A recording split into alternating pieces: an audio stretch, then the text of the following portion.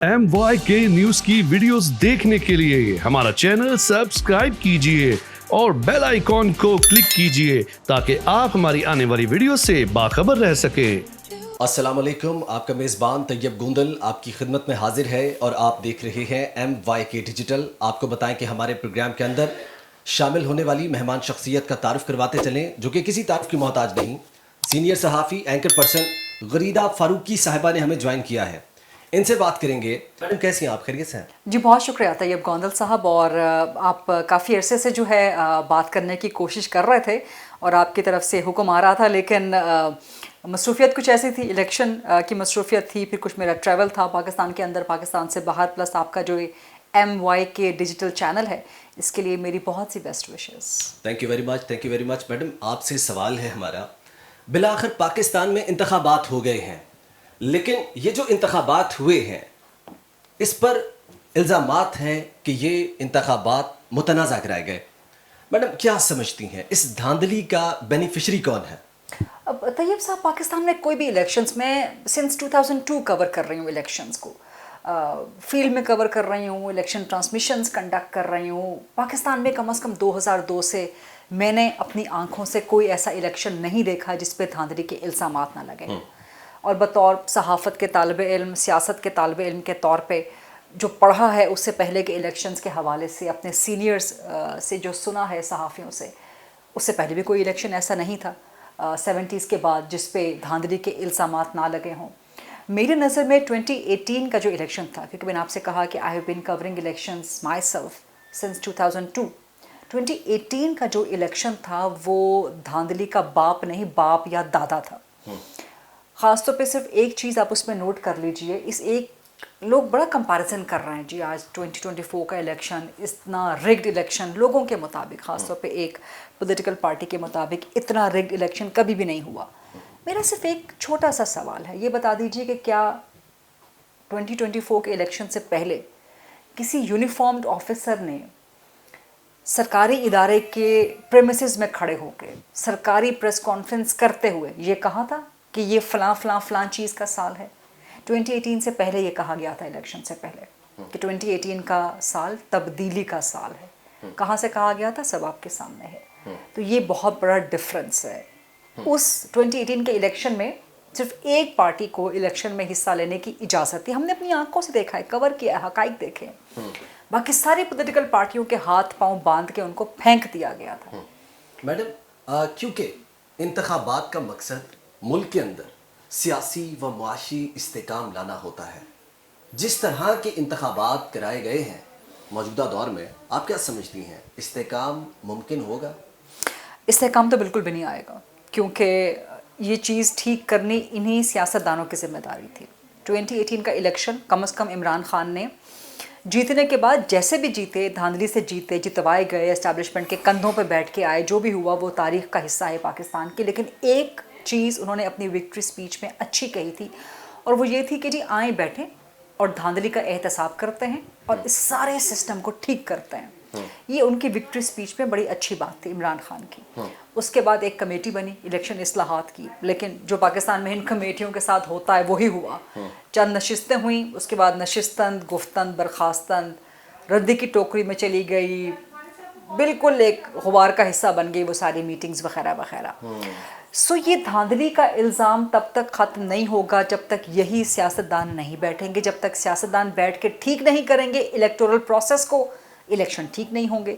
Election ठीक नहीं होंगे, सियासी इस्तेकाम नहीं आएगा। तो ये एक विशियस साइकिल है आपका जो चलता रहेगा। इस वक्त भी सियासी इस्तेकाम हमें नज़र नहीं आ रहा। आज आप जब मुझसे रिकॉर्ड कर रहे हैं, क्या हुआ है कौमी असम्बली में? शोर शराबा, हंगामा, हल्लड़बाजी, जो कि नहीं होनी चाहिए। पहला सेशन था आज कौमी असम्बली का, इसका डेकोरम, इसकी डिग्निटी मेंटेन होनी चाहिए थी, बट वो नहीं हुई अनफॉर्चुनेटली। अब यही हमें नज़र आएगा आगे पूरे टेन्योर में कौमी असम्बली के, किसी तरह से पाकिस्तान तहरीक इंसाफ प्लस सुन्नी इत्तेहाद काउंसिल जो है वो एहतजाज करती रहेगी, सड़कों पे करेगी, पंजाब असम्बली में करेगी, सिंध में करेगी, KP में तो खैर उनके अपने लोग हैं, बलूचिस्तान में कर सकती है। फिर क्या करेंगे आप? IMF को लेटर लिख दिया है PTI ने, जो नहीं लिखना चाहिए था। सो ये बस अल्लाह ही हाफिज है जी। मैडम बताइएगा, तकरीबन 7 साल बाद मियां मोहम्मद नवाज शरीफ की पार्लिमान में वापसी हुई है, इससे क्या समझती हैं आप یہ جو واپسی ہوئی نواز شریف صاحب کی 7 سال بعد، اس سے سیاسی نظام کو استحکام ملے گا یا ایک دفعہ پھر نکالے جائیں گے؟ کون نکالے جائیں گے؟ نواز شریف صاحب۔ نواز شریف کہاں سے پارلیمان سے نکالے جائیں گے؟ جی جی۔ کیوں لگتا ہے آپ کو ایسا کہ پارلیمان سے وہ نکالے جائیں گے؟ یہ سوال مجھے اس سوال کا بیک گراؤنڈ سمجھ نہیں آیا۔ واپس آئے ہیں وہ لندن سے پاکستان، تو وہ وزیر اعظم بننے کے لیے آئے تھے۔ نون لیگ نے بڑے بڑے فرنٹ پیج کے اشتہارات چھاپے تھے اخبارات میں، ٹیلی ویژن پہ کیمپینز چلائی تھیں، پاکستان کو نواز دو، وزیر اعظم نواز شریف۔ تو یہ وہی ہوا کہ دکھایا کچھ اور اس کے بعد ڈیلیور کچھ اور کیا۔ سو بننے تو نواز شریف پاکستان سے وزیر اعظم آئے تھے نا، سو وزیر اعظم تو نہیں بن سکے، تو میں نہیں سمجھتی کہ اب وہ پارلیمان سے کم از کم نکالے جائیں گے۔ ایم این اے تو وہ بن چکے ہیں، ہاں ان کی اپنی جو سیٹ ہے اس کے بارے میں پاکستان تحریک انصاف کا دعویٰ ہے کہ یہ سیٹ ان کی ہے، یاسمین راشد کی ہے۔ الیکشن کمیشن میں میرا خیال ہے کہ یاسمین راشد، اچھا یہ بڑا مسئلہ ہے، یہ بڑا ایک مذاق ہے، بڑا ایک تماشا ہے۔ پاکستان تحریک انصاف کلیم تو کرتی ہے کہ اس کی 180 سیٹیں ہیں، اور کچھ سوشل میڈیا پہ ان کے جو زیادہ مجاہدین ہیں وہ کہتے ہیں جی 220 ہے، شکر ہے 336 نہیں کہہ دی انہوں نے، کہنے کو وہ بھی کہہ سکتے ہیں، وہ بھی کلیم کر سکتے ہیں، بٹ اینی وے لیکن الیکشن کمیشن میں جتنی پٹیشنز گئی ہیں ان کی، وہ 30 سے بھی کم ہیں، جن میں سے اکثریت خیبر پختونخوا سے ہیں، جہاں پہ ان کی اپنی پارٹی جیتی ہوئی ہے۔ سو یہ آپ کو ایک تضاد نظر آتا ہے نا، کانٹرڈکشن آپ کو نظر آتی ہے۔ بیانیے میں بیانیہ بہت تگڑا ہے ان کا، فارم 45 فارم 47، دھاندلی نہیں، دھاندلا ہو گیا، مینڈیٹ چور وغیرہ وغیرہ وغیرہ، یہ سب کچھ۔ لیکن بطور صحافی ہمارا کام ہے کہ ہم حقائق کو بھی کنکھالیں، تو آپ لوگ جا کے الیکشن کمیشن میں پتہ تو کریں کہ پی ٹی آئی نے ای سی پی میں درخواستیں کتنی ڈالی ہیں۔ 180 سیٹیں اگر آپ کی ہیں تو ٹھیک ہے، آپ کی 80-90 اس وقت موجود ہیں، تو اس کا مطلب ہے کہ 80-90 باقی اپلیکیشنز تو آپ کی ہونی چاہیے نا ای سی پی میں، نہیں ہیں، 30 سے بھی کم ہیں، اور ان میں سے اکثریت کے پی سے ہیں جہاں سے آپ خود جیتے ہوئے ہیں۔ تو یہ بڑا ایک عجیب، ایک مذاق، ایک تماشا لگتا ہے۔ تو بہرحال سوال آپ کا چونکہ نواز شریف کے بارے میں تھا، وہ میں نے جواب آپ کو دے دیا۔ میرا خیال ہے کہ وہ ایم این اے کا ٹینیور تو اپنا رکھیں گے، لیکن حاضری کتنی رہتی ہے نواز شریف کی قومی اسمبلی میں، یہ پہلے بھی انڈر کوسچن آتا تھا کہ وہ پارلیمان کو عزت نہیں دیتے تھے، ووٹ کو عزت دو کا نعرہ تو تھا۔ اب دیکھنا پڑے گا کہ نواز شریف پارلیمان کو کتنی عزت دیتے ہیں، کتنے سیشنز میں اپنی حاضری یقینی بناتے ہیں، اور اگر وہ کنگ میکر کے طور پہ باہر بیٹھ کے سینٹر کی گورنمنٹ کو چلائیں گے، پنجاب کی گورنمنٹ کو چلائیں گے، دیکھنا پڑے گا۔ ایک ہوتا ہے نا کہ آپ ڈرائیور ہیں، آپ ڈرائیونگ سیٹ پہ بیٹھے گاڑی چلا رہے ہیں، وہ فرق ہوتا ہے۔ آپ کے ساتھ کوئی بیٹھ کے، آپ کو نہ آتی ہو گاڑی چلانا، آپ نے نئی گاڑی سیکھی ہو یا آپ سیکھنا چاہ رہے ہوں، اور آپ کے ساتھ بیٹھا بندہ آپ کو سکھا رہا ہو کہ گاڑی چلانی کیسے ہے، تو فرق بہت ہوتا ہے، بڑا ڈر کے، بڑا سہم کے چلاتے ہیں۔ بالکل ٹھیک ہے۔ تو مریم نواز جو ہیں وہ، ان کی صورتحال یہی ہے کہ وہ پنجاب کی ڈرائیونگ سیٹ پہ ہیں، بٹ فرسٹ ٹائم ہیں، اور ان کے ساتھ کی پیسنجر سیٹ پہ بیٹھے ہیں نواز شریف۔ تو کتنی روانی کے ساتھ وہ چلوا سکتے ہیں پنجاب کی گاڑی، اور شہباز شریف کا اصل امتحان جو ہے وہ اب سٹارٹ ہوگا۔ اچھا مجھے بتائیے گا، مولانا فضل الرحمان نے اپوزیشن میں بیٹھنے کا اعلان کیا ہے، مولانا فضل الرحمان صاحب اپوزیشن کے لیے کتنا خطرہ بن سکتے ہیں حکومت کے لیے اپوزیشن میں بیٹھ کر، کیونکہ انہوں نے باقاعدہ طور پر اعلان کر دیا ہے؟ آپ کیا سمجھتی ہیں مولانا صاحب، حکومت کے لیے اپوزیشن میں بیٹھ کر خطرہ ثابت ہو سکتے ہیں؟ مولانا فضل الرحمان صاحب ایک جہاندیدہ سیاستدان ہیں، سینئر سیاستدان ہیں، میں ان کی عزت کرتی ہوں، ان کی پارٹی کی مذہبی سیاسی رہنما ہیں، ایک بڑی فالوئنگ ہے ان کی پاکستان میں، مذہبی فالوئنگ ان کی کافی زیادہ ہے، لیکن خطرہ وہ بن جائیں حکومت کے لیے میں نہیں سمجھتی، کیونکہ زرداری صاحب کے بہت اچھے تعلقات ہیں مولانا فضل الرحمان سے، اور نواز شریف سے شکوے ضرور ہیں۔ مولانا صاحب صدر پاکستان کے عہدے کے خواہش مند بھی تھے، پھر ان کا کہنا ہے کہ ان کو سیٹیں کم ملی ہیں۔ اب یہ بھی انٹرسٹنگ چیز ہے کہ مولانا اسی جماعت کے ساتھ ایک طرح سے اس وقت تک کا وربل الائنس تو ہے پی ٹی آئی کے ساتھ، جہاں پر شکوہ بھی مولانا کو خیبر پختونخوا میں ہی ہے سب سے زیادہ دھاندلی کا۔ تو یہ میں نے اپنے انٹرویو میں بھی پوچھا تھا جب میں نے مولانا سے انٹرویو کیا کہ آپ کو تو خود شکوہ ہے پی ٹی آئی سے دھاندلی کا، تو آپ ان کے ساتھ بات کیسے کر رہے ہیں؟ تو مولانا بڑے، چونکہ ان کا حصہ مزاح بڑی زبردست ہے، تو انہوں نے کہا جی جب وہ مجھ سے ملنے آئے تھے پی ٹی آئی والے، تو میں نے ان سے کہا تھا کہ ہمیں تو شکوہ ہی یہی ہے کہ ہمارے خلاف دھاندلی آپ کے حق میں ہوئی ہے۔ سو خیر بہرحال بٹ میں نہیں دیکھتی کہ مولانا فضل الرحمان کو حکومت کے لیے خطرہ ہوں گے. زرداری صاحب ان کو منا لیں گے یا منانے کے قریب قریب کم از کم ضرور لے آئیں گے, اور پھر زرداری صاحب چونکہ صدر پاکستان کا عہدہ رکھتے ہیں تو میرا خیال ہے کہ معاملات کچھ بہتر ہو جائیں گے. ابھی جس وقت ہم یہ ریکارڈ کر رہے ہیں کل رات کو بھی گئے ہوئے تھے نا نون لیگ پیپلز پارٹی والے مولانا صاحب کے پاس, اور مولانا صاحب ایک سلجھے ہوئے جہاندیدہ سیاست دان ہے, وہ معاملات کو کبھی بھی پوائنٹ آف نو ریٹرن یا بریکنگ پوائنٹ پہ نہیں لے کے جاتے, ہمیشہ گنجائش رکھتے ہیں بات چیت کی اور مفاہمت کی. مجھے یہ بتائیے گا, دوبارہ 9 مئی زیر بحث آنا شروع ہو گیا ہے, اب کیا لگتا ہے آپ کو؟ گزشتہ دنوں بھی ذکر ہوا, آج بھی پارلیمنٹ ہاؤس میں باقاعدہ طور پر شہباز شریف صاحب نے 9 مئی کا خوب جو ہے وہ ذکر کیا ہے, اور اس میں آپ کو کیا لگتا ہے 9 مئی کے کیس میں کیا عمران خان کو, ان کی سیاسی جماعت پی ٹی آئی کو کیا معافی ملے گی یا ابھی احتساب یا حساب دینا باقی ہے؟ نہیں جی, بالکل معافی نہیں ملے گی, کسی بھی صورت معافی نہیں ملے گی. 9 مئی کے حوالے سے جو معاملات ہیں عمران خان کے یا پاکستان تحریک انصاف کے, وہ آپ ختم شد سمجھیے, وہ آپ ڈن اینڈ ڈسٹڈ سمجھیے. ہاں اس کے ساتھ ساتھ میرے سمیت بہت سے جو دیکھنے والے سوچنے سمجھنے والے صحافی ہیں, سوال ضرور کیا, میں نے بھی یہ سوال کیا کہ آخر ایسا کیسے ہو گیا کہ جو 9 مئی میں ملوث ہیں لوگ اور جو جماعت, ان کو الیکشن میں حصہ لینے کی اجازت بھی مل گئی اور بہت سے لوگ الیکشن جیت بھی گئے. تو یہ ایک بڑا معمہ ہے, نہ سمجھنے کا نہ سمجھانے کا. اس کی گتھیاں میرا خیال ہے کہ آنے والے دنوں میں سلجھنا شروع ہو جائیں گی, لیکن ریاست کسی بھی صورت نہ تو 9 مئی کو معاف کرنے کے موڈ میں نظر آتی ہے اور نہ ہی معاف کرے گی. اور ابھی 9 مئی کا چل رہا ہے کیس, تو ایک دفعہ حکومت آ جانے دیں, اس کے بعد ذرا معاملات, کیونکہ اس وقت سب کا فوکس, پورے ملک کا جو فوکس ہے وہ اس چیز پہ ہے کہ جی حکومت بن جائے, ایک اپیرنٹ پولیٹیکل اسٹیبلٹی آ جائے, تو چیزیں ذرا یہ سموتھ اینڈ اسٹیبلائز ہو جائیں. پھر آپ کو 9 مئی کا مقدمہ مزید تیز رفتاری سے آگے بڑھتا ہوا عمران خان کے خلاف اور دیگر کے خلاف. سو بہت سی چیزیں ہیں, بہت سے ثبوت ہیں, میں نے بھی دیکھ رکھے ہیں جو کہ ابھی سامنے نہیں آئے بٹ آئیں گے, اور اس میں پھر 9 مئی کا جو پھندا ہے, سیاسی پھندا, وہ مزید سخت ہو سکتا ہے. بالکل ٹھیک ہے. مجھے بتائیے گا غریدہ فروقی صاحبہ, یہ بتائیے گا, کچھ امیدواروں کے ویڈیو پیغامات آئے تھے جن میں انہوں نے کہا کہ انہیں حیرت انگیز طور پر جتوایا گیا ہے, جس کے بعد ہم نے دیکھا حیرت انگیز طور پر راول پنڈی کے کمشنر کا ایک ویڈیو پیغام آیا. بعد میں یہ ایک الگ میٹر ہے کہ انہوں نے اس پر معافی مانگ لی, لیکن آپ کیا سمجھتی ہیں یہ ویڈیو پیغامات آنا, اس پر کیا ٹروتھ فائنڈنگ کمیٹی بننی چاہیے, فل کورٹ بینچ بننا چاہیے, کیا کہیں گے آپ؟ نہیں, دھاندلی کا دیکھیں فورم ہے باقاعدہ. مسئلہ یہ ہے پاکستان میں کہ ایک تو ماشاء اللہ ہماری قوم بڑی سادہ ہے, بڑی معصوم ہے, پھر ساتھ میں جذباتی بھی جی بھر کے ہے. سو ان کو جس قسم کا جھوٹا سچا بیانیہ آپ بیچیں گے وہ بک جائے گا, اور ہم لوگ تحقیق کرنے کی کوشش نہیں کرتے. ہم صحافیوں میں بھی یہ علت آ گئی ہے, ہم صحافیوں میں بھی یہ بیماری جو ہے نا وہ مزید آ گئی ہے. ہمارے سامنے کوئی خبر آ جائے, اس کو 5-10 دفعہ ٹھوک پیٹ کے بار بار سنایا جائے, ہم اس پہ اعتبار کر لیتے ہیں. ہم صحافی بھی تحقیق کرنے کی کوشش نہیں کرتے.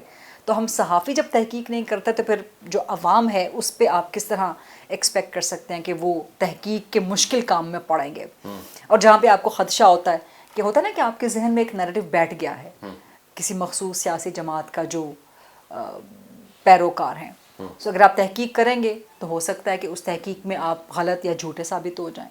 تو اس لیے بھی لوگ تحقیق نہیں کرتے کہ ہمیں خود ہی اپنے بیانیے پہ شرمندگی نہ ہو. خیر بہرحال, جو دھاندلی کے معاملات ہیں ان کی تحقیق کرنے کے لیے, تفتیش کرنے کے لیے ادارے موجود ہیں. بیانیہ بنا کے, ویڈیوز بنا کے, پریس کانفرنسز کر کے, میڈیا پہ آ کے, ٹھیک ہے آپ اپنا ایک بیانیہ تو بیچ دیں گے, نیریٹو آپ اپنا بیچ دیں گے, آج کل نیریٹو کا دور ہے, لیکن آپ حقیقت ثابت نہیں کر پائیں گے. حقیقت ثابت کرنے کے لیے فورمز موجود ہیں, تو آپ کو ان فورمز پر جانا پڑے گا. جب تک آپ ان فورمز پہ نہیں جائیں گے, نہ تو آپ کو مبینہ 180 سیٹیں ملیں گی, نہ ہی آپ وزیر اعظم بنیں گے, نہ ہی آپ کو حکومتیں ملیں گی, وغیرہ وغیرہ. یہ چیز آپ کھینچتے چلے جائیں. سو فورمز پہ جانا چاہیے, اور وہی حتمی فورمز ہیں. اور ہم صحافیوں کو بھی اپنی ذمہ داری کا احساس کرنا چاہیے. ہمیں پاپولزم کے اور فیشزم کے نرغے میں نہیں آنا چاہیے, یہ ہماری ذمہ داری ہے. بطور ایک شہری بھی اور اس سے پہلے بطور ایک انسان، کہ جہاں پر بھی آپ کو جھوٹ اور سچ میں تفریق کرنے کا موقع ملے تو آپ پوری سچائی کے ساتھ، ہم بھی انسان ہیں، غلطیاں ہو سکتی ہیں، لیکن کوشش کرنی چاہیے کہ جو ایک جھوٹ اور سچ کے درمیان فائن تھن لائن ہوتی ہے اس کو ہم مینٹین کریں. اور میرا ہمیشہ سے میرا یہ ایمان ہے، میرا یہ ماننا ہے کہ آپ فیشزم کو کسی بھی طور پہ جمہوریت کے لبادے میں، کسی بھی فینسی ریپر میں لپیٹ کے عوام کو بیچ نہیں سکتے، نہ آپ کو بیچنا چاہیے. اور معذرت کے ساتھ ہم صحافی بہت کر رہے ہیں آج کل. اچھا مجھے یہ بتائیے گا، دیکھیں 14 دن کے اندر الیکشن کمیشن نے فارم 45 کو الیکشن کمیشن کی جو آفیشیل ویب سائٹ ہے اس پر شائع کرنا ہوتا ہے. آج مختلف سیاسی جماعتوں نے پارلیمنٹ میں باقاعدہ طور پر حلف اٹھا لیا ہے اور 14 روز سے زیادہ کا وقت جو ہے وہ گزر چکا ہے اس معاملے پر. اب چیف الیکشن کمیشن، جو چیف الیکشن کمشنر صاحب ہیں، وہ ابھی تک الیکشن کمیشن کی آفیشیل ویب سائٹ پر فارم 45 کا رزلٹ جو ہے وہ شیئر نہیں کر سکے.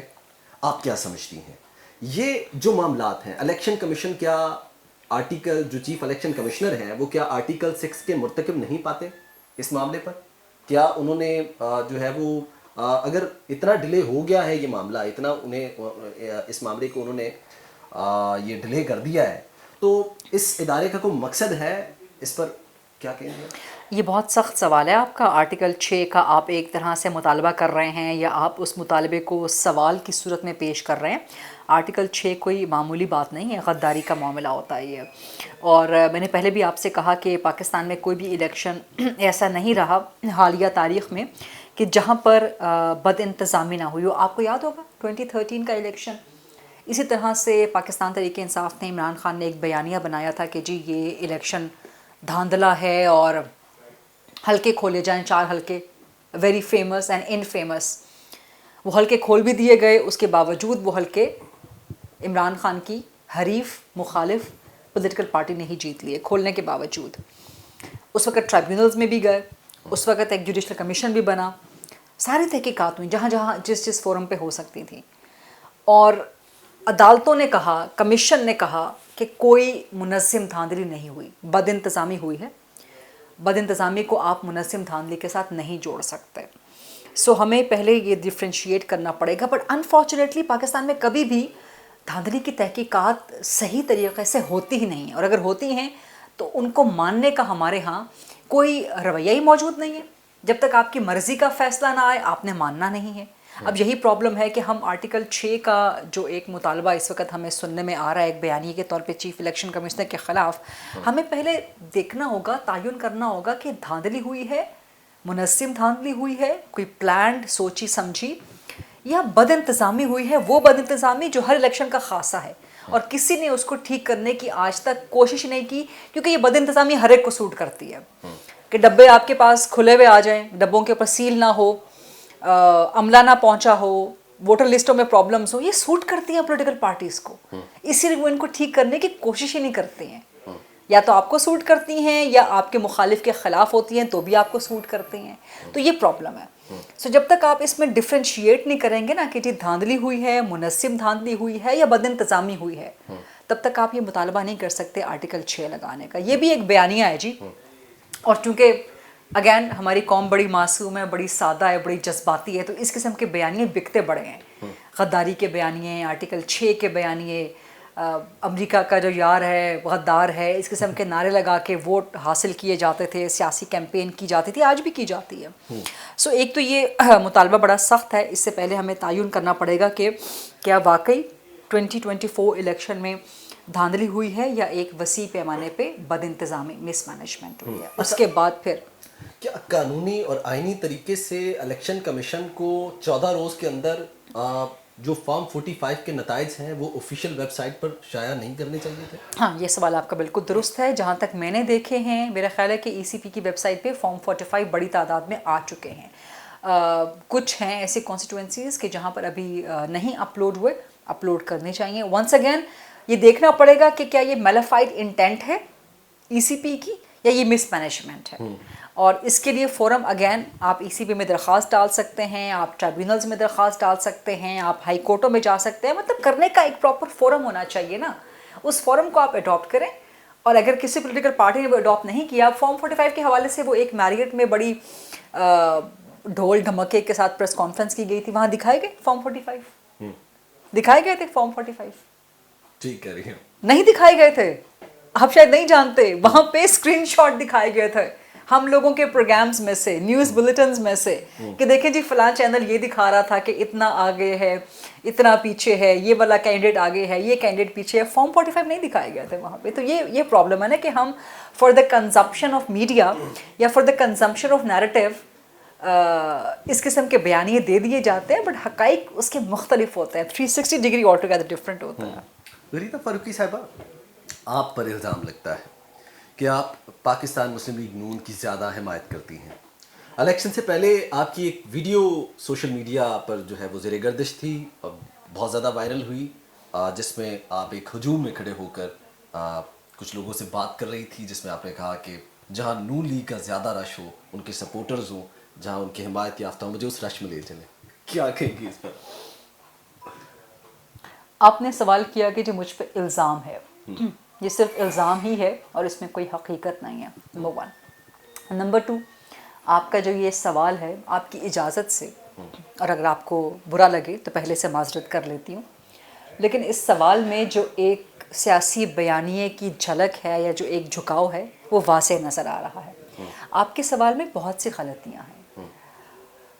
ایک تو میں کسی ہجوم میں کھڑے ہو کے, یہ 2-3 مختلف ویڈیوز آئی تھیں, جی جی, اور آپ کا جو سوال ہے وہ چونکہ میں نے کہا کہ اس میں ایک مخصوص سیاسی بیانیے کی جھلک یا جھکاؤ مجھے محسوس ہو رہی ہے, ہو سکتا ہے کہ وہ نہ ہو, اس لیے میں نے پہلے آپ سے معذرت کر لی. کسی ہجوم میں کھڑے ہو کے میں نے ایسی کوئی بات نہیں کی, اور ایسی بات تو میں نے سرے سے کی ہی نہیں. اب میں آپ کو وضاحت کر دیتی ہوں. اس کی وضاحت میں پہلے منصور علی خان صاحب کے پروگرام میں بھی دے چکی ہوں. پرابلم پتہ کیا ہے کہ ہمارے ہاں ایک مخصوص پولیٹیکل پارٹی, اس نے جھوٹ کا بازار اتنا گرم کر دیا, اتنا گرم کر دیا. اور یہ جو سوشل میڈیا ہے نا ہمارے فونز پہ, ہم اسکرول کرتے جاتے ہیں, جو ویڈیو آ رہی ہے ہم آنکھیں بند کر کے اس پہ آمنن صدقن کہہ دیتے ہیں. تحقیق کی ہم کوشش ہی نہیں کرتے کہ جی یہ سچ ہے جھوٹ ہے. اب یہ 2-3 ویڈیوز میری الیکشن کوریج کے دوران پاکستان تحریک انصاف نے وائرل کر دی یا کروا دی, ایک مخصوص انٹینٹ, ایک مخصوص ایجنڈے کے تحت. اس میں ایک ویڈیو تو ایسی تھی جیسے طیب گوندل صاحب آپ اپنا مائک پکڑ کے کسی بھی بازار میں کوئی بات کر رہے ہوں, اور کوئی دوسرا بندہ دور سے آپ کی ویڈیو بنا لے اور کہہ دے کہ جی طیب گوندل صاحب ریاست کے خلاف ایک پروگرام کر رہے ہیں, تو کیا وہ حقیقت ہو جائے گی؟ بالکل. آپ 100 میٹر یا چند 10 میٹر کے فاصلے پر بھی لوگوں سے بات کر رہے ہوں, چاہے آپ مہنگائی کے بارے میں ہی پوچھ رہے ہوں کہ جی ملک میں مہنگائی کتنی ہے, بالکل جی, یا آپ کسی بھی معاملے پہ بات کر رہے ہوں, لوگوں سے شارٹس لے رہے ہوں, اور پیچھے 10-20-30 میٹر دور کھڑا ایک بندہ یا کوئی بھی شخص وہ ویڈیو بنا لے کیمرے پہ اور کہہ دے کہ جی طیب گوندل صاحب جو ہیں وہ یہ ریاست مخالف ایک پروگرام کر رہے ہیں, اور وہ چڑھا دے سوشل میڈیا پہ, تو کیا وہ حقیقت ہو جائے گی؟ بالکل. تو یہی کیا پاکستان تحریک انصاف نے کہ میں ہجوم میں کھڑی لوگوں کے ساتس لے رہی تھی اس کانسٹیٹوئنسی کے بارے میں, اور دور سے کسی شخص نے ویڈیو بنا لی اور کہا دیکھیں جی یہ پیڈ پروگرام کر رہی ہیں, اور اپلوڈ کر دی, اور اس کو پھر اٹھا لیا پاکستان تحریک انصاف نے. اچھا مزے کی بات, جس کانسٹیٹوئنسی میں پروگرام کر رہی تھی اسی کانسٹیٹوئنسی سے پاکستان تحریک انصاف جیتی, اور اسی کانسٹیٹوئنسی کے پروگرام میں جب میں نے وہ دکھائیں پروگرام کے کلپس اور پروگرام کے لنکس میں نے اپلوڈ کیے, اور میں نے سوال کیا کہ جی آپ دیکھیں اس میں اگر 10 لوگوں نے کہا ہے کہ ہم پی ٹی آئی کو ووٹ دیں گے تو 10 کے قریب ہی لوگوں نے کہا کہ ہم نون کو دیں گے, اور کچھ لوگوں نے کہا ہم پیپلز پارٹی کو ووٹ دیں گے. تو میرے پروگرام میں ہمیشہ بیلنس رہتا ہے, اور جو حقیقت ہوتی ہے وہ دکھائی جاتی ہے. جس ویڈیو کا, یہ 2-3 ویڈیوز ہیں, میں کسی ہجوم میں کھڑی وہ بات نہیں کر رہی جس کا آپ نے حوالہ دیا ہے. اب آ جاتے ہیں اس کی طرف جو آپ کے جملے کا لاسٹ سینٹینس ہے کہ جی مجھے کہیں ایسے, کیا آپ نے کیا کہا ہے؟ میں نے یہی آپ سے پوچھا تھا کہ آپ کی آخری لائنز کیا تھی سوال کی؟ سوال کی آخری لائنز یہ تھی کہ اس وقت کیونکہ پاکستان تحریک انصاف کے سپورٹرز آپ نے جیسے کہ بتایا نہیں آخری لائنس کیا تھی آپ کے اس سوال کی آخری لائنس کی کس ویڈیو میں آپ کیا کہہ رہی ہیں کہ جہاں نون لیگ کے زیادہ رش ہے ان کے کارکنان کا یا ان کے ورکرز کا سپورٹرز کا ان کے جو حمایت کرنے ہاں والے یہ ایک سیپریٹ ویڈیو ہے. اب اس کی کہانی بھی میں آپ کو سنا دیتی ہوں. میں کور کر رہی تھی لاہور کا حلقہ NA-119 جہاں سے مریم نواز کھڑی ہوئیں اور پھر وہاں سے وہ جیتے بھی. خواجہ عمران نذیر ان کی جو ہے وہ کیمپین چلا رہے تھے اور یہ جو ویڈیو ہے یہ آف دا کیمرہ تھی, یہ آف دا ریکارڈ تھی. جیسے آپ میرے پاس ریکارڈ کرنے آئے نا ویڈیو, تو ایک تو گفتگو ہے جو ہم کیمرے کے سامنے کر رہے ہیں, ایک گفتگو وہ ہے جو آپ آئے ہیں تو میں نے آپ سے ذرا ویسی گپ شپ لگائی ہے. تو اس گپ شپ کی ویڈیو اگر کوئی اپلوڈ کر دے تو کیا وہ مناسب ہوگا؟ وہ غیر مناسب ہوگا اخلاقی طور پہ. ٹھیک ہے, تو یہ وہ تھی گپ شپ کہ میں اسی علاقے میں NA-119 پاکستان تحریک انصاف کی کوریج کر کے آئی تھی. اچھا, ہمارے ہاں کانسٹیٹوئنسیز کا معاملہ اس دفعہ ڈی لیمیٹیشن کے بعد بہت انٹرسٹنگ ہو گیا ہے اور ایسی کانسٹیٹوئنسیز آ گئی ہیں کہ آپ درمیان میں مثال کے طور پہ سڑک ہے, اس طرف کا علاقہ نون کا گڑھ ہوگا, اس طرف کا علاقہ PTI کا گڑھ ہوگا, وہاں PTI کے ووٹس آتا ہوں گے لیکن ہوگی ایک ہی کانسٹیٹوئنسی. سو میں جب یہ NA-119 کور کر کے آئی تو اچھرا اور 2-3 علاقے اور وہاں پر پاکستان تحریک انصاف کا ووٹ کافی تگڑا, کافی مضبوط تھا, کافی اچھا ووٹ تھا. سو میں وہاں جس سے پوچھتی تھی وہ کہتے تھے جی ہم PTI کو ووٹ دیں گے اور یہ پروگرام میں سب آن ایئر گیا بھی ہے. سو جب میں ان علاقوں کو کور کر کے آئی سو اس کے بعد پھر خواجہ عمران نذیر کو ہم نے ساتھ لے کے الیکشن کی کوریج کرنا تھا اور ہم نے ان کو جو الیکشن کے پروگرامز کا ایک فارمیٹ ہوتا کہ آپ سیاستدانوں کو باہر لے کے جاتے ہیں, عوام کے سامنے اکاؤنٹیبل ٹھہرواتے ہیں, عوام ان سے سوال کرتی ہے, آن کیمرہ سوال کرتی ہے وغیرہ وغیرہ. سو ہم جب گئے خواجہ عمران نذیر کے پاس سو لوگوں کی ایک مروت ہوتی ہے, رواداری ہوتی ہے. آپ بھی طیب گوندل صاحب جہاں کسی کے پاس جاتے ہوں گے انٹرویو کرنے کے لیے تو آپ کو چائے پانی پوچھتا ہوگا, رائٹ. سو ہم چونکہ میں خاتون تھی, میرے ساتھ 3-4 خواتین اور تھیں, تو خواجہ عمران نذیر صاحب نے ایک جو اخلاقی اقدار ہوتی ہیں ہمارے معاشرتی اقدار, انہوں نے کہا جی آپ اوپر آ جائیں. میں نے کہا نہیں جی آپ, ہم لوگ نیچے اپنے کریو کے ساتھ کھڑے تھے, انہوں نے کہا آپ خواتین کو اوپر بھیجتے ہیں. میں نے کہا نہیں جی بس آپ نیچے آ جائیں اور ہم چلتے ہیں اور پروگرام ریکارڈ کرتے ہیں آپ کے ساتھ. انہوں نے کہا نہیں آپ خواتین اوپر آئیں اور یہ مناسب نہیں ہے, یہ ہماری اقدار نہیں ہے کہ خواتین آئیں اور ہم ان کو کم از کم بٹھا کے کچھ کھانا وانا نہ کھلائیں اور ان کو بخیر اس کے جانے دیں, اور آپ کا کریو بھی ساتھ ہے, کیمرہ مین وغیرہ بھی ہیں. سو ہمارے بار بار انکار کرنے کے باوجود انہوں نے کہا کہ نہیں جی آپ کھانا وغیرہ کھا کے پھر ہمارے پاس سے جائیں گے. اور یہ مسلم لیگ نون کا اور پیپلز پارٹی کا خاصہ ہے. مولانا فضل الرحمان صاحب بھی بڑے مہمان نواز ہیں, باقی جماعت MQM بڑی مہمان نواز ہے, MQM کی 90 کی حلیم بہت مشہور ہے. سو یہ ہمارا سیاسی کلچر ہے, یہ ہمارا سوسائٹل کلچر ہے, ہماری سوسائٹی کا یہ کلچر ہے جو کہ بہت خوبصورت ہے. خواتین کی عزت کرنا اور ویسے بھی صحافیوں کو عزت وغیرہ دینا, یا کوئی بھی آپ کے پاس ملنے کے لیے آئے تو آپ اسے کھانا چائے پانی پوچھتے ہیں لازماً. سو وہاں پہ گپ شپ لگ رہی تھی, بہت 5-10 منٹ کی گپ شپ لگی وہیں کھانا وغیرہ کھاتے ہوئے. سو اس پر میں ایک طرح سے آپ سمجھیں کہ میں it was on a light note, it was a banter.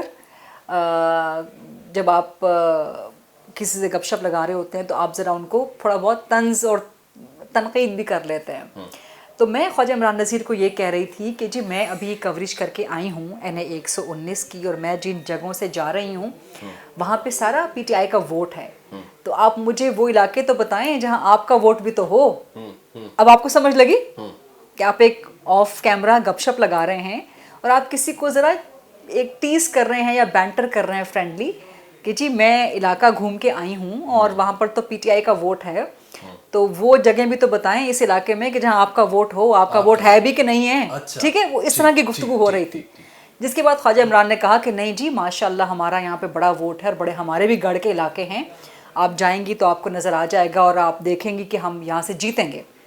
تو یہ وہ گفتگو کا بیک گراؤنڈ تھا. تو اب آپ کو سمجھ لگی کہ اس میں ایسا کچھ بھی, بٹ انفارچونیٹلی اس ویڈیو کو اٹھا لیا گیا اور اس کو پولیٹیکل مقاصد کے لیے پلے اپ کیا گیا, اور پاکستان تحریک انصاف کو ویسے ہی مجھ سے بڑی محبت ہے, بڑی شفقت فرماتے ہیں وہ میرے ساتھ.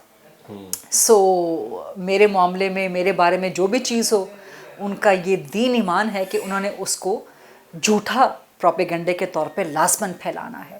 سو یہ وہ صورتحال ہوئی, اور اس قسم کی جو چیزیں آپ نے مجھ سے پوچھ لیا آج تو میں نے آپ کو وہ کلیریفائی کر دیا. Otherwise I don't even consider these things worthy enough to give any clarification about, but चूँकि आप सहाफ़ी हैं और मैं सवाल करने के जो हक़ है उसका एहतराम करती हूँ, मैं ख़ुद भी सवाल करती हूँ, आपने सवाल कर लिया तो मैंने उसका जवाब दे दिया। बहुत शुक्रिया आपके, हम इस तरजीह का काफ़ी एहतराम करते हैं। बस आखिरी क्वेश्चन कर से मैं आपसे जो है वो सवाल करके आपसे इजाज़त चाहूँगा।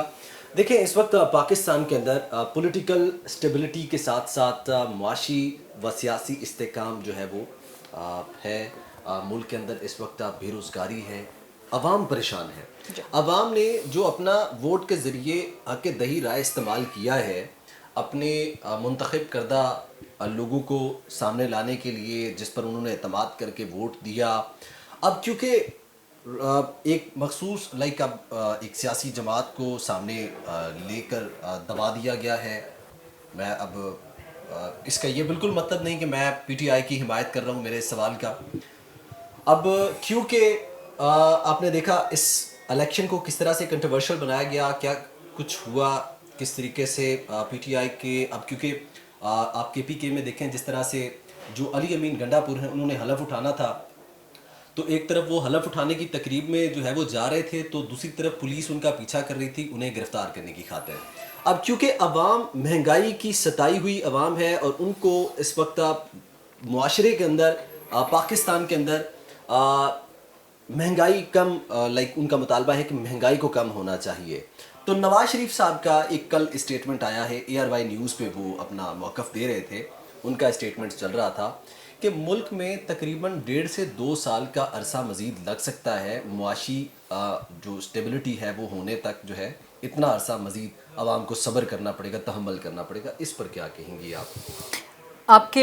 आपका सवाल अच्छा है और इसके 2 हिस्से हैं। एक तो जहाँ तक मैं समझी हूँ आपने ये बात की है कि मुल्क में आवाम जो है वो शदीद मुश्किलात का शिकार हैं। सो ऐसे में पॉलिटिकल इंस्टेबिलिटी और जो एक इंतकाम का जज्बा है वो क्यों नज़र आता है। आप शायद मफाहिमत की या मिसाक मफाहिमत की बात करना चाह रहे हैं, जिस पे आपने अली अमीन गंडापुर की मिसाल भी दी है कि एक तरफ वो अपने नॉमिनेशन पेपर्स डालने जा रहे थे, साथ उनके पीछे पुलिस लगी हुई थी। बिल्कुल मफाहिमत होनी चाहिए, जब तक मफाहिमत नहीं होगी, सब लोग एक टेबल पे आके नहीं बैठेंगे, डायलॉग नहीं होगा, तब तक पाकिस्तान में पॉलिटिकल स्टेबिलिटी नहीं आ सकेगी। लेकिन मेरा इस पे बड़ा क्लियर पॉइंट ऑफ व्यू है कि बाकी तमाम पॉलिटिकल पार्टीज़ ने अपना विल शो किया है, not just through their words but also through their actions, कि हम बैठने को तैयार हैं। ये प्रॉब्लम है सिर्फ एक पार्टी के साथ, पाकिस्तान तहरीक इंसाफ के साथ। वो कहते हैं, वो ज़बान से तो कह देते हैं, पहले तो कहते थे हम बैठेंगे नहीं, फ़लाँ फ़लाँ फ़लाँ चोर डाकू है, फिर उन्हीं मौलाना फजल रहमान के साथ आपको बैठना पड़ा। ठीक, ये आपके लिए एक, या तो आप सियासत को इतना एक्सट्रीम पे ना ले जाएं कि आपके लिए पॉइंट ऑफ नो रिटर्न जो है वो सूरत हाल आ जाए। ठीक है, यू टर्न आप लें, यू टर्न आपके नज़दीक अजीम लीडर्स लेते हैं, अजीम जमातें लेती हैं, बट ऐसा भी पॉइंट ऑफ नो रिटर्न पे ना ले जाएं कि वहाँ से यू टर्न लें आप तो एक्सीडेंट ही हो जाए आपका। उन्हीं अचकज़ई साहब के बारे में क्या क्या बातें, किस किस तरह से उनकी तज़हीक नहीं करते रहे, फिर उन्हीं के साथ आप आके आजकल बैठ रहे हैं। सो चीज़ों को दरमियाने उस पर रखें, मोतदल रास्ता इख्तियार करें, मिडल ग्राउंड पे रखें, लेकिन ये ना कहें कि हम किसी के साथ बैठ ही नहीं सकते। ठीक है, अपना एक उसूल आप रखें, बट बैठने को हमेशा ओपन रखें, not just through your words but also through your actions. अभी भी मेरा ख्याल है कि जो बॉल है वो पीटीआई के कोर्ट में है। पीटीआई को नून लीग पीपल्स पार्टी के साथ बैठना चाहिए for the greater good of this country, of this nation, of this state. अभी देखिए IMF के पास जा रहे हैं, जो कि नहीं जाना चाहिए। मतलब कब तक हम भीख मांगते रहेंगे? क्या हम भिखारियों की कौम है? कब तक आप भीख मांगते रहेंगे? बट आपको मजबूरी है अगर जाना है, तो फिर आप ये दरमियान में क्या आप ये शोरे छोड़ रहे हैं कि IMF को लेटर लिख रहे हैं? ये आप पाकिस्तान के मफाद, रियासत के मफाद के ख़िलाफ़ जा रहे हैं और जानते बूझते आप जाते, तो ये काम नहीं करना। So the ball is in PTI की कोर्ट। PTI को नून पीपल्स पार्टी के साथ बैठना चाहिए। बट अगैन पॉलिटिक्स आती है। तैयब गोंदल साहब, अगर आपका हरीफ कामयाब हो जाता है, आप उसको सपोर्ट देते हैं, वो कामयाब हो जाता है, तो फिर तो उसकी बल्ले बल्ले हो जाएगी। वो आप क्यों करवाएंगे? आप क्यों चाहेंगे कि आपका हरीफ 5 साल भी पूरे करे और अगले 5 साल भी ले ले? तो ये सारा, this is the game of politics, this is all the political game. But ठीक है, किसी न किसी मामले पे आपको मुफाहिमत होनी चाहिए। दूसरा, आपने नवाज शरीफ को कोट किया। نواز شریف نے کل یہ اسٹیٹمنٹ دیا ہے. میں تو کافی بلکہ ہم کئی صحافی کافی عرصے سے ہم یہ تجزیہ کر رہے ہیں, کہہ رہے ہیں کہ جی کم از کم 2 سال کہیں نہیں گئے, اور 2 سال میں کیا ہوگا, نچوڑا کون جائے گا؟ عوام, آپ, میں, ہم جیسے عوام. ٹیکسوں کے بوجھ تلے جو ہم پیٹرول یوز کرتے ہیں, جو ہم گیس بجلی یوز کرتے ہیں, جو ہم انڈائریکٹ ٹیکسز دے رہے ہوتے ہیں, چاہے ہم فون یوز کریں اس پہ ٹیکسز لگ رہے ہوتے ہیں, چاہے ہم صابن خریدیں, گروسری کریں, کچھ بھی کریں, ہر چیز پہ ہم ڈائریکٹ انڈائریکٹ ٹیکسز دے رہے ہوتے ہیں.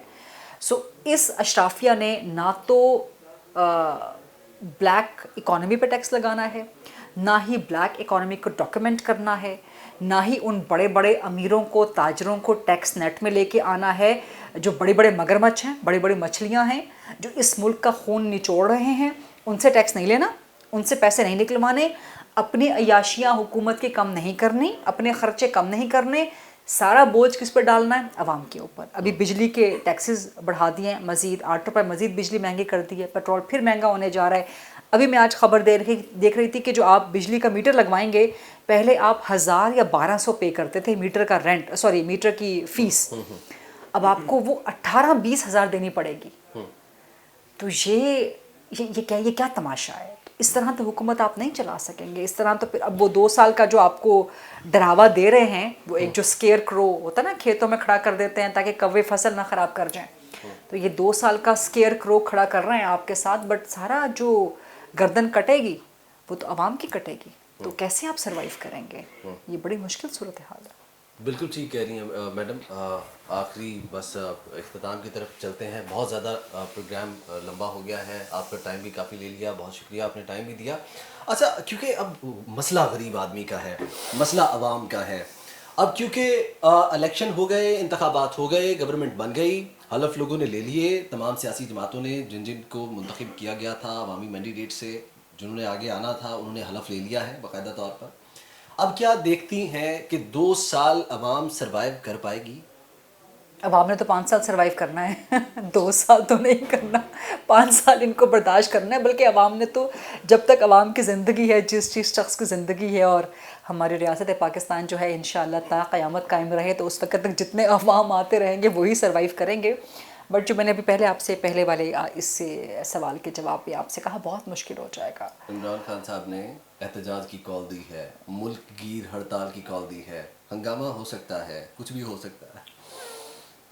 یہ تو اگلا ابھی لوگ آپ کریں عمران خان کے ساتھ اریالہ جا کے ان سے پوچھیں, لیکن اس طرح ملک نہیں چلے گا. اگر آپ کی قومی اسمبلی میں بھی احتجاج ہو رہا ہوگا, پنجاب میں بھی احتجاج ہو رہا ہوگا, اسمبلیوں میں, صوبائی اسمبلیوں میں احتجاج ہو رہا ہوگا, سینٹر میں ہو رہا ہوگا, سڑکوں پہ ہو رہا ہوگا, انتشار پھیلے گا آپ کا, فساد پھیلے گا آپ کا, استحکام نہیں آئے گا. اس کا نقصان عمران خان کو ہوگا, پاکستان کو ہوگا, عمران خان انکلوڈنگ. اور میں نے جیسے پہلے آپ سے کہا, this is politics. Politics is all about not letting your opponent play, not letting your opponent win by hook or by crook. So unfortunately, لیکن اس میں آپ ریاست کا نقصان کر پاتے ہیں. اور میں اب چونکہ گفتگو لمبی ہو جائے گی, مجھے آگے جانا بھی ہے. میرے نزدیک جو اس وقت ایگزسٹنگ ڈیموکریٹک سسٹم ہے یہ کولیپس ہو چکا ہے, یہ فیل ہو چکا ہے. آپ کو اس کی رuthless اوور ہالنگ کرنی پڑے گی, ruthless سرجری کرنی پڑے گی. مثال کے طور پہ ایک MNA جو اپنی برادری سے ووٹ لے کے آ رہا ہے, اور اس کی برادری میں ایسے لوگ شامل ہیں, اپنی کانسٹیٹوئنسی کی بات کر رہی ہوں میں, اسی کانسٹیٹوئنسی میں ایسے لوگ شامل ہیں جو ٹیکس نہیں دیتے, جو ٹیکس چوری کرتے ہیں, جو بلیک مارکیٹنگ میں, بلیک اکانومی میں ملوث ہیں. آپ کو لگتا ہے کہ وہ MNA ووٹ لے کے اگر وزیر بنتا ہے تو انہیں کے خلاف کارروائی کرے گا؟ نہیں کرے گا, کیونکہ وہ اس کا پولیٹیکل ویٹ ہے, وہ اس کا پولیٹیکل ویٹیج ہے, وہ اس کا پولیٹیکل گراؤنڈ ہے. یہ سب سے بڑا مسئلہ ہے. کیوں ہم آج تک بلیک اکانومی کو یا انڈاکیومنٹڈ اکانومی کو ڈاکیومنٹ نہیں کر سکتے؟ بیکاز آپ نے ووٹ لینے انہیں کے پاس جانا ہوتا ہے. کیوں آپ آج تک بڑے بڑے امیروں کبیروں کو ٹیکس نیٹ میں نہیں لا سکے؟ کیونکہ آپ نے ووٹ لینے, پیسہ لینے, کیونکہ ووٹ بھی چلتا ہے, نوٹ بھی چلتا ہے ہماری الیکشن میں, سیاست میں, آپ نے انہیں کے پاس جانا ہے. تو یہ بیگیج ہوتا ہے پولیٹیشنز کے اوپر, اور اس بیگیج کو ساتھ لیے بغیر, ساتھ لے کے آپ معیشت کو ٹھیک نہیں کر سکتے. اچھا میڈم, شارٹ سا سوال ہے آخری, another short, بہت ضروری ہے. یہ پچھلے 3-4 سوالات آپ کے شارٹ ہیں. جی فرمائیے. اچھا, عمران خان صاحب نے اڈیالہ جیل میں صحافیوں سے گفتگو کرتے ہوئے کہا کہ اسٹیبلشمنٹ ان سے بار بار رابطے کر رہی ہے, ان کے جو ہے وہ کیے جا رہے ہیں, ان کو لائک منت ترلے کیے جا رہے ہیں اسٹیبلشمنٹ کے. تو نام لے دینا. عمران خان صاحب ہمت کریں, ماشاءاللہ بڑے دلیر بڑے دبنگ سیاست دان ہے وہ, ہمت کریں نام لے دیں اسٹیبلشمنٹ میں کہ اسٹیبلشمنٹ میں کون سا بندہ ان کے پاس آ رہا ہے, تاکہ پھر ہم بھی بات کریں گے نا, ہم بھی پوچھیں گے کہ اسٹیبلشمنٹ تو کہہ رہی تھی کہ جی آپ اے پولیٹیکل ہیں, آپ تو کہتے ہیں ہمارے سیاست میں کوئی کردار نہیں ہے, تو کیوں جا رہے ہیں آپ عمران خان سے بات کرنے کے لیے؟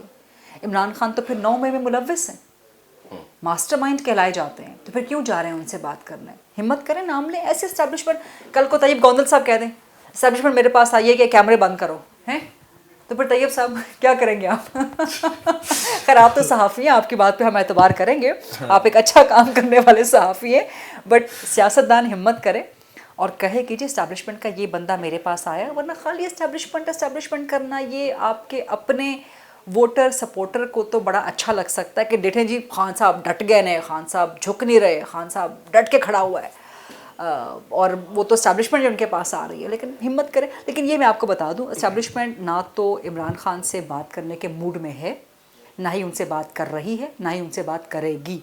کم از کم اگلے 1-2 سال تک مجھے نظر نہیں آتا کہ عمران خان کو کوئی ریلیف ملے گا. ان کے کیسز بھی بہت مضبوط ہیں. بہت شکریہ غریدہ فاروقی صاحبہ ہمارے ساتھ موجود تھی, پروگرام میں اپنا تجزیہ پیش کر رہی تھی. بہت شکریہ غریدہ صاحبہ, آپ نے اپنا قیمتی وقت دیا. MYK ڈیجیٹل کو اپنا بہت سارا خیال رکھیں, اپنے میزبان طیب گوندل کو اجازت دیں. اللہ نگہبان.